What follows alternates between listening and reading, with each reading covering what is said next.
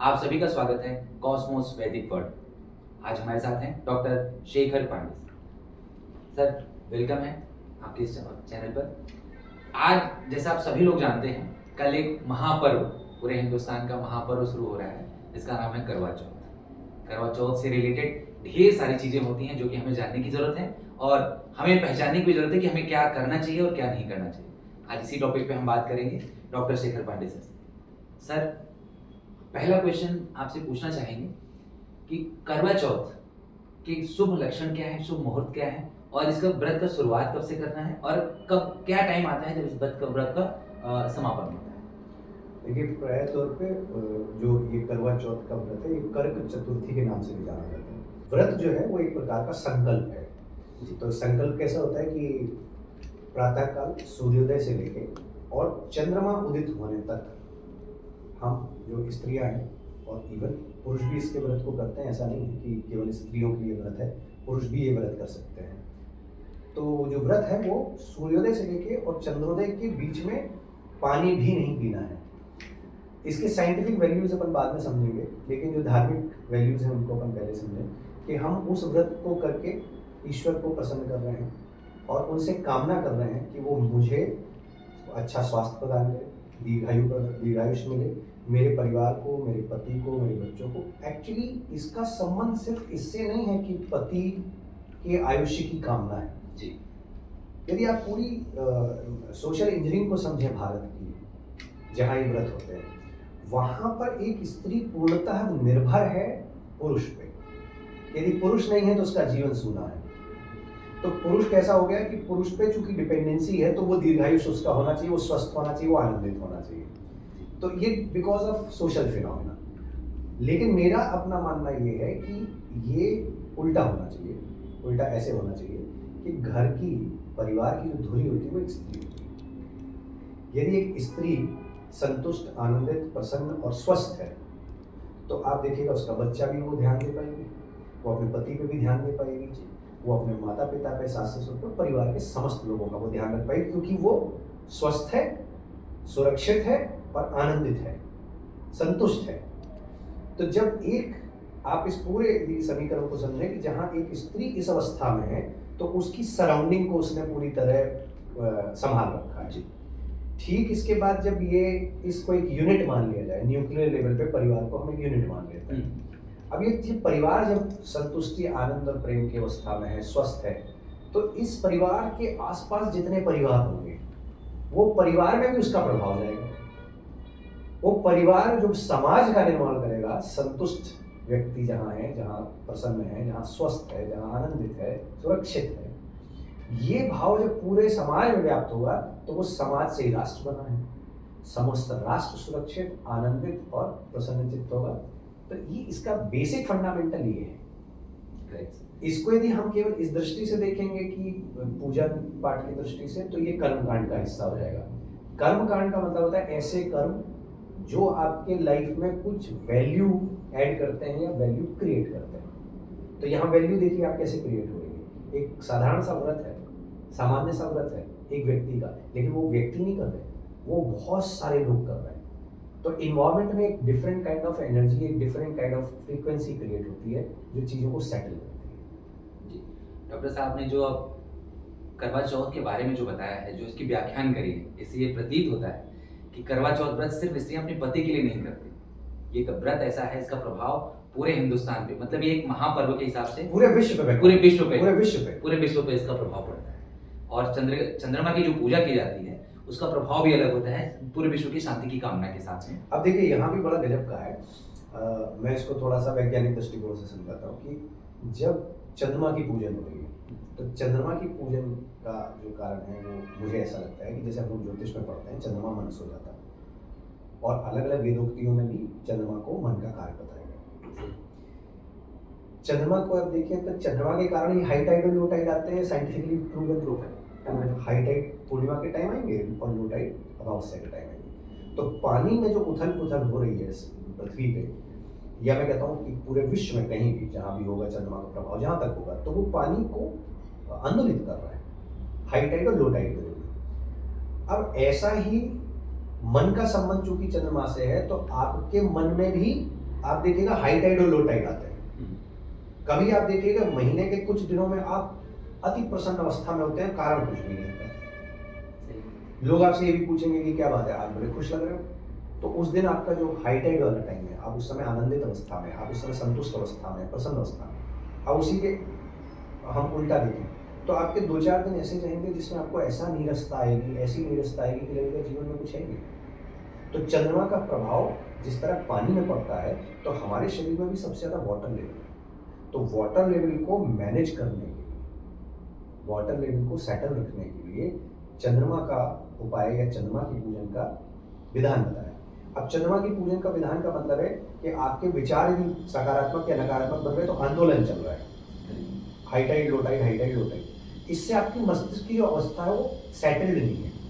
अब किसी घर में आप इमेजिन करिए कि 5 आदमी रहते हैं, 4 आदमी रहते हैं और उनका मानसिक अस्थिरता बनी हुई है, सेटल्ड नहीं है, तो आपको लगता है उस घर में शांति होगी? कभी आपको लगता है उस घर में कभी आनंद होगा? कभी अनुराग प्रेम होगा? नहीं होगा। तो चंद्रमा की पूजन का महत्व है कि मैं अपने आप को सेटल रखूं, तो आप हम पे कृपा करें। चंद्रमा से हम निवेदन कर रहे हैं कि आप अपना जो अच्छा और सुखद रूप है वो हमें आप प्रदान करें। तो fundamental again it is completely based on आकर्षण, कि मैं आकर्षित कर रहा हूँ, उनसे निवेदन कर रहा हूँ कि अपना मुझ पर अच्छा प्रभाव रखें। बहुत शानदार। मतलब ऐसी व्याख्या, ऐसी परिभाषा करवा चौथ के बारे में शायद हमने पहली बार देखी है और पहली बार हमने सुनी भी है कि एक चंद्रमा की पूजा, एक स्त्री अगर चंद्रमा की पूजा करती है और समस्त स्त्रियां पूरे हिंदुस्तान की जो चंद्रमा की करवा चौथ में पूजा करती हैं, उससे पूरे विश्व का कल्याण हो सकता है। आपने बहुत ही अच्छी तरीके से इस चीज़ का वृत्तांत वर्णन किया। हम आते हैं दूसरी चीज पे। डॉक्टर साहब, करवा चौथ का व्रत शुरू करने से पहले एक प्रथा है या मिथ है, जैसा भी उसको मान लें, कि एक सरगी का चलन है। लोग अर्ली मॉर्निंग सुबह उठ करके नहा धो करके कुछ भोजन पान या जो कुछ उनके पास रहता है खाते हैं। तो क्या ये साइंटिफिक रीजन है या फिर इस व्रत का प्रभाव व्रत को शुरू करने से पहले ये किया जाता है?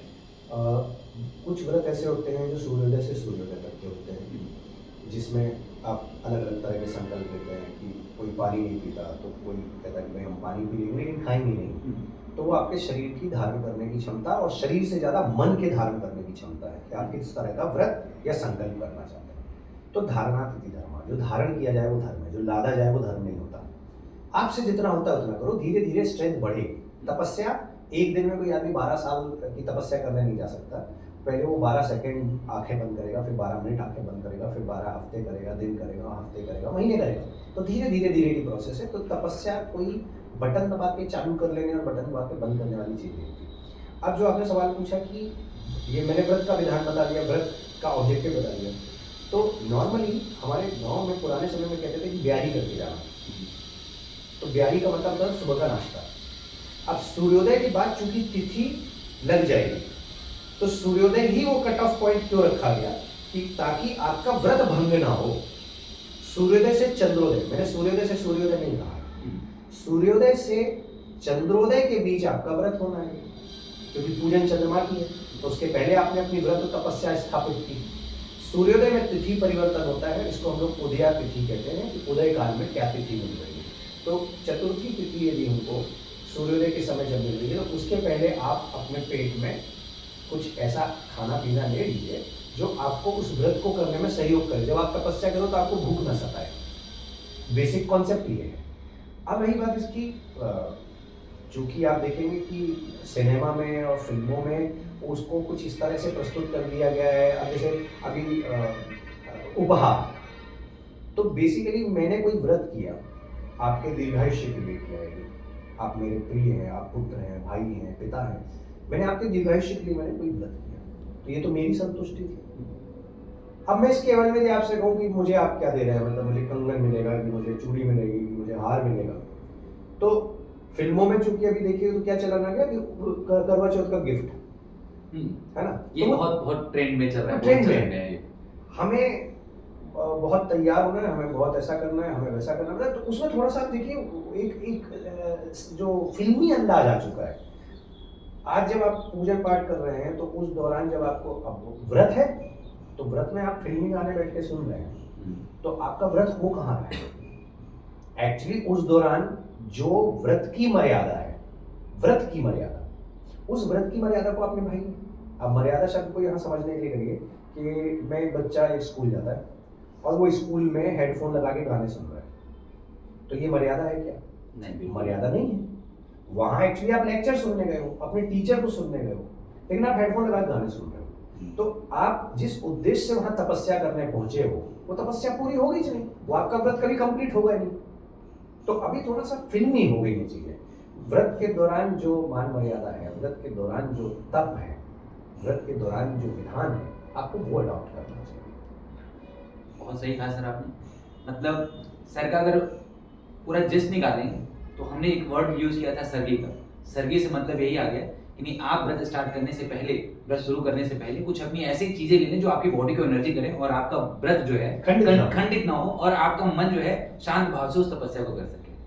और स्त्रियों के लिए तो है ही कि आप अपने मन से, कर्म से, वचन से ये व्रत पूरी तरीके से, जो हमारे शास्त्रों में, हमारे सनातन धर्म में, हमारे पुराणों में लिखा गया है कि व्रत करने का ये विधान होता है। सर करवा चौथ के लिए उपयुक्त समय पूजा के लिए क्या होता है? देखिए, इसका जो करवा चौथ में चंद्रोदय, जैसे ही चंद्रमा उदित होता है, सूर्योदय से लेकर चंद्रमा के उदित होने तक का आपका व्रत का समय हो गया। और व्रत की जो परिपूर्णता है वो चंद्रमा उदित होने के साथ कंप्लीट हो जाती है। तो यहाँ चंद्रमा का उदित होना, चंद्रमा से दीर्घायुष्य और अपने शांति और आनंद की कामना करना, और परिवार, और अब देखिए दायरा सबका अलग अलग है। आप अपने लिए चाहे अपने लिए मांग लें, और आप संपूर्ण विश्व ब्रह्मांड के लिए मांगे, पूरी सृष्टि के लिए मांगे, अपनी अपनी चॉइस है। तो आप क्या मांग रहे हैं, अपने लिए या पूरी दुनिया के लिए, ये आपके ऊपर डिपेंड करता है। तो चंद्रमा के उदित होते साथ ही ये व्रत पूजन के साथ खत्म हो जाता है। अब देखिए पूजन भी कैसा है, ईश्वर भाव का भूखा होता है, वस्तुओं का नहीं होता है। बड़ा आश्चर्य उस समय लगता है कि जब आप अपनी सामर्थ्य का प्रदर्शन करते हैं और उसके सामने प्रदर्शन कर रहे हैं जिसने आपको वो सामर्थ्य दी है। आपने 56 भोग लगाए, यदि ये 56 भोग ईश्वर के प्रति समर्पण और ईश्वर के प्रति आपके श्रद्धा के भाव से हैं तो वो स्वीकार्य होंगे। लेकिन यदि वो आपके प्रदर्शन का हिस्सा है कि मैं इतना सामर्थ्यवान हूँ कि मैं ये चढ़ा सकता हूँ, मैं ये बना सकता हूँ, मैं समर्पित कर सकता हूँ, तो ये अहंकार को जन्म देता है। तो अहंकार तो भोजन है ईश्वर का। हर वो व्यक्ति जो अहंकार से भरा हुआ होगा वो उससे वो चीज़ छीन लेंगे, क्योंकि भाव प्रधानता नहीं है, समर्पण नहीं था। तो पूजन में इस बात का विशेष ध्यान रखें कि आपके पास जल है, आपके पास तृण है, तृण मतलब आपका दुर्वा, और आपके पास अक्षत है जो लगभग सबके पास होते हैं। इन 3 से ही आप उनका पूजन कर सकते हैं। इसलिए बहुत सारी चीजों का इकट्ठा करने की, वो जो आप इकट्ठा कर रहे हो वो आपका भाव, दबाव नहीं है। यदि दबाव के साथ है तो आपका फिर व्रत खंडित होगा। दबाव के साथ आप काम कर रहे हो तो आपके बैक ऑफ माइंड वो मानसिक अस्थिरता चलने लगेगी कि मेरे पास ये नहीं है, मेरे पास वो नहीं है, मेरे पूजन में ये कमी है। आज तक इस दुनिया में कोई भी व्यक्ति कोई ऐसा विधान नहीं बता पाया कि यदि वो विधि अपनाई जाए तो साक्षात ईश्वर सामने खड़ा होगा। लेकिन बिना विधान के भी ईश्वर सामने आता है, और ऐसे कई उल्लेख इतिहास में और शास्त्रों में मिलते हैं। तो पूजन के लिए सिर्फ चंद्रमा का उदित होना, आपका उसको जलार्घ देना, जल के द्वारा अर्घ, अक्षत से उनका मान करना। अक्षत जो कभी क्षति नहीं होती, जिसकी जो हमेशा थे, हमेशा हैं और हमेशा रहेंगे, इसलिए वो अक्षत है। अक्षत के बारे में ये भी कहा गया कि आपके पास यदि कोई संकल्प का हिस्सा था कि हम पान चढ़ाना चाहते थे उस दौरान, लेकिन वो पान अनुपस्थित है, तो आप चावल रख के, अक्षत रख के और पान का नाम ले सकते हो। तो आपके पास कुछ भी नहीं है, अक्षत है, तो एक अक्षत चढ़ा के उस चीज का नाम ले लीजिए, ईश्वर तक वो पहुंचेगा, क्योंकि वो भाव प्रधानता का है, वस्तु प्रधानता का है। बहुत सही कहा सर आप। हमारे दर्शक जो हैं, जो हमें देख रहे हैं डिजिटल के माध्यम से, उनको एक जानकारी मिलती है कि भगवान भाव का भूख है। आप भगवान के सामने प्रदर्शन करने जाएंगे तो प्रदर्शन वो अहंकार होता है। सर बहुत सही कहा आपने।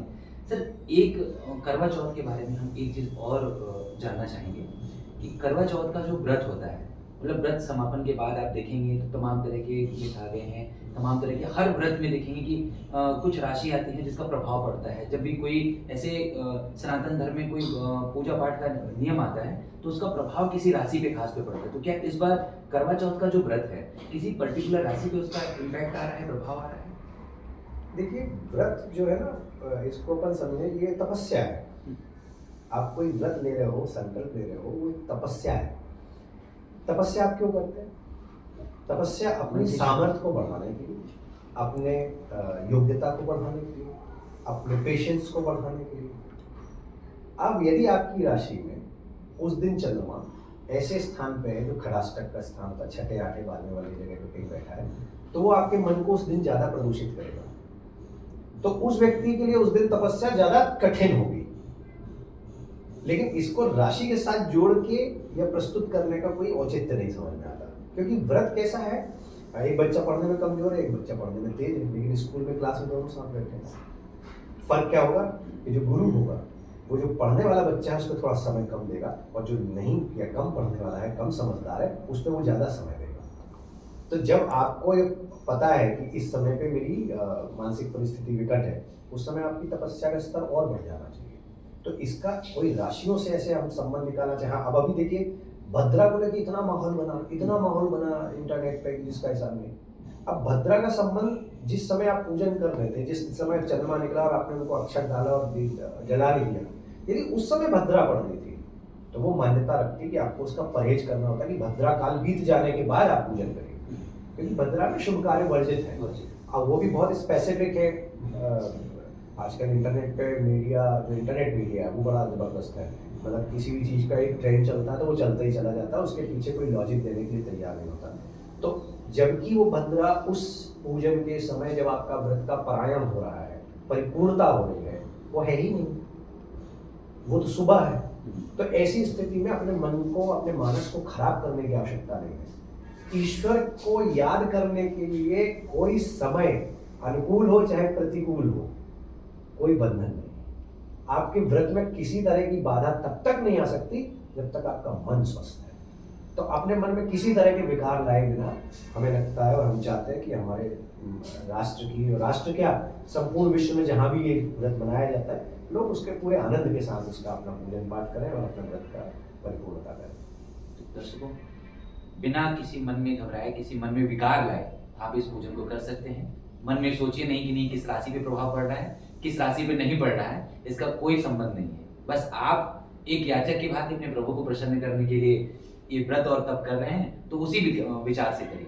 मन एक बार फिर से कहेंगे, प्रभु भाव का भूखा है, प्रभु भाव। अपने भाव से प्रभु को प्रसन्न करिए और इस व्रत को पालन करिए। अब सर, ये तो रही करवा चौथ के व्रत की बात। आज का जो परिवेश है, आज हम 21वीं शताब्दी के आगे बढ़ चुके हैं। 21वीं शताब्दी में हमारे जीवन में, डे टू डे लाइफ में सिनेमा जगत का बड़ा इम्पैक्ट रहता है। अगर आज को देखा जाए तो जो पहले हमारे 90s या 2000 से पहले या 2010 से पहले कुछ चीज़ें हुआ करती थी, जिसमें करवा चौथ को एक बहुत ही सामान्य सा व्रत और बहुत ही सामान्य व्रत के थ्रू स्त्रियां करती थी और पूजन पाठ करती थी, अपने घर में रहती। लेकिन जब से ये सिनेमा जगत में इसका हुआ, इसका प्रचलन बहुत बढ़ गया, अलग अलग ट्रेंड्स होने लगे, ये करवा चौथ पे हमें ये करना चाहिए। मतलब इसका इम्पैक्ट कितना आ गया करवा चौथ में? क्या सिनेमा का बहुत ज्यादा इम्पैक्ट आ गया जो लोगों को मानसिक तौर पे उसको उस तरफ खींच के लेके जा रहा है? बेसिकली इसको बाजारवाद कहते हैं। ये सिनेमा नहीं, सिनेमा तो एक माध्यम है, उस बाजारवाद के प्रदर्शन का हिस्सा है वो। भाई हमें एक प्रोडक्ट बेचना है, हमको कंपलसरी है कि आपको मेहंदी लगाना है, ठीक है? तो मेहंदी सुहाग का प्रतीक है, सौभाग्य का प्रतीक है। तो मेहंदी अकेले नहीं है, हर श्रृंगार जो आप करते हैं वो श्रृंगार किसी के लिए करते हैं, किसी को तो दिखाना चाहते हैं ना। तो आप यदि अपने पति के लिए श्रृंगार कर रहे हैं तो श्रृंगार की अपनी एक सामर्थ्य है। किसी के पास मेहंदी लगाने के पैसे हैं, किसी के पास नहीं है, तो एक मेहंदी लगवाने चले जाते हैं, एक घर में मेहंदी लगा लेते हैं। अगेन यहाँ भाव आ गए, किसके प्रति? व्यक्ति के प्रति। अब जब आप एक व्यक्ति को प्रसन्न करने के लिए अपने आप को तैयार कर रहे हैं, तो यहाँ ईश्वर से इसका संबंध क्या है? क्योंकि भाव तो अभी उचित नहीं है। तो अब बाजारवाद के कारण सिनेमा और जो डिफरेंट काइंड ऑफ मीडिया है उसका इतना प्रचार, इतना प्रोपोगेंडा करते हैं कि आपको ऐसा लगता है कि ये व्रत का हिस्सा है। व्रत का हिस्सा ये नहीं है भाई। यदि आप इतिहास उठाइए, पुराने समय में देखिए, तो लोग बोलते थे कहाँ, बोले हिमालय जाना पड़ेगा बोले तपस्या के लिए। अब हिमालय ही क्यों? कोई आस पड़ोस की पहाड़ी घाटी क्यों नहीं? हिमालय क्यों? वो कारण ये था कि जब आपको तपस्या करना है तो आपको इन्वायरमेंट चाहिए वो ऐसा जहां आपको कोई डिस्टर्ब ना करे। साधना में संगत बाधक है। किसी भी तरह की आप साधना करना चाहते हो तो संगति से दूर रहिए, क्योंकि संगत बाधक बनेगी। कैसे? आपने कोई काम करना शुरू किया, उसके पहले आपने डिस्कशन कर लिए, तो वो व्यक्ति भी आपको उसके बारे में ज्ञान दे रहा है जिसने उसके बारे में कोई काम ही नहीं किया। अब आप हिमालय के ऊपर पहुंचे, चोटी पे पहुंचे, तो आपको क्या लगा कि आप अकेले वहां? अरे नहीं साहब, वहां बहुत सारे लोग भी ऑलरेडी बैठे हुए हैं, वहां पहले से वो उपस्थित हैं। काय लिया है, वो वही काम कर रहे हैं पिछले कईयों सालों से जो आप आज करने आए हैं। तो वो लोग बाधक नहीं होते, क्योंकि वो साधक, साधक की एक खासियत होती है, वो किसी के साधना में बाधा नहीं डालता और ना वो अपनी साधना में बाधा पसंद करता है। तो जब आपको एक क्राइटेरिया दे दिया कि आपको हिमालय की ऊंचाई पे जाके, तो आप हिमालय चढ़ोगे ना। यदि आपने इतना कष्ट कर लिया है तो इसका मतलब आप क्वालिफाई कर गए हो साधना, तपस्या। अब इसको आप लौकिक जीवन में जोड़िए। लौकिक जीवन में भी आप ये साधना कर रहे हो, व्रत कर रहे हो, भले वो एक सूर्योदय से लेकर चंद्रोदय के बीच का है या एक संपूर्ण सूर्योदय से सूर्योदय का एक व्रत कर रहे हो, उस व्रत की मर्यादा क्या है वो आपको पता ही नहीं। मर्यादा शब्द क्या है कि यदि उस दिन मुझे केवल आपके ना खाना खाने से पर्याप्त थोड़ी है कि उस दिन मैं शुचिता रखूंगा, मानसिक जो है सोच अच्छी रखूंगा, भाव में आप लोगों के प्रति अच्छा रखूंगा, मुंह से एक अपशब्द नहीं निकालूंगा, किसी का दिल नहीं दुखाऊंगा। ये सारे व्रत हैं भाई, और ये व्रत की मर्यादा को बढ़ाते हैं और आपके पूजन को संपन्न करने में मदद करते हैं। अच्छा, आप याद करिए, आप जैसे रामायण वगैरह देखते थे तो उसमें देखा था आपने जब हवन हो रहा है, ऋषि मुनि हवन कर रहे, तो जो आसुरी शक्तियां हैं वो उस हवन में खलल डालती हैं, उसको खराब करने की कोशिश करती है। तो वो आसुरी शक्तियां हैं क्या? कोई बाहरी नहीं है, वो सारे सुर और असुर अंदर ही है। बायां सुर और दाहिना सुर, चंद्र नाड़ी और सूर्य नाड़ी। अंदर राम भी बसा है, अंदर रावण भी बसा है। प्रभाव कौन बढ़ा रहा है? प्रभाव किसको मिल रहा है? खाना पाना दाना पानी किसको मिल रहा है? वो पुष्पेतर परिवर्तित हो। तो आप जो ये मटीरियलिज्म में धर्म को जोड़ के, प्रदर्शन में जो व्रत और धर्म को जोड़ के आदमी प्रस्तुत कर रहा है, टेक्निकली क्या वो सही है? तो आदमी मनन चिंतन नहीं कर रहा, वो सिर्फ अंधी दौड़ में दौड़ रहा है। नई साड़ी खरीदने की क्षमता नहीं है। तो आप अपनी पुरानी साड़ी को भी धो के अच्छे से प्रेस करके अच्छे से रख के आप साफ सुथरे तरीके से बैठ सकते हो। यदि ईश्वर ने सामर्थ्य दी है, खुद भी पहनिए, 10 लोगों को और पहनाइए, क्या बुराई है? लेकिन वो प्रदर्शन नहीं, अगेन वो सेवा का हिस्सा होना चाहिए कि आपकी सामर्थ्य है कि आप 100 लोगों को साड़ियाँ पहना सकते हो। तो उस दिन आप अपने व्रत में ये भी एक सेवा है कि आपने 100 महिलाओं को, जिनके पास नई साड़ी खरीदने के पैसे नहीं थे, आपने 100 साड़ियाँ उपहार दी और उनको व्रत करने के लिए प्रेरित किया कि अपना व्रत अच्छे से करें। लेकिन आपने 100 साड़ियों के बराबर खर्चा अपनी एक साड़ी पे कर लिया है और आप आनंदित हैं, इसका ईश्वर से कोई संबंध नहीं है, इसका ईश्वर से कोई संबंध। बहुत सही सर, आपके जो विचार हैं और आपका जो मैसेज है हमारे दर्शकों तक, हमारे व्यूअर तक पहुंचेगा। और इस करवा चौथ के व्रत में आने वाले टाइम तक किसी भी तरह का व्रत जो हमारे सनातन धर्म को में माने गए हैं, उसको करने से पहले वो इस चीज़ का जरूर पालन करेंगे। तब तक के लिए हम आगे फिर से आपसे बात करेंगे, फिर आपसे मुलाकात करेंगे और इसी जगह पे मुलाकात करेंगे, चर्चाएं होती रहेंगी। तब तक के लिए धन्यवाद। और दर्शकों, आचार्य शेखर पांडे जी से जुड़ना है, नीचे दिए गए लिंक पर आप क्लिक करें। अपनी सारी चीजें, जो मन में भाव आ रहे हैं, जो मन में आपके कुछ सवाल हैं, आप उसे पूछ सकते हैं। अगले शो में हम आपसे जरूर मिलेंगे, आपके सवालों का इंतजार रहेगा। आप हमें एक पिन करके भेजेंगे, सवाल आपके डायरेक्ट हमारे पास पहुंच जाएंगे। थैंक यू सो मच, नमस्कार।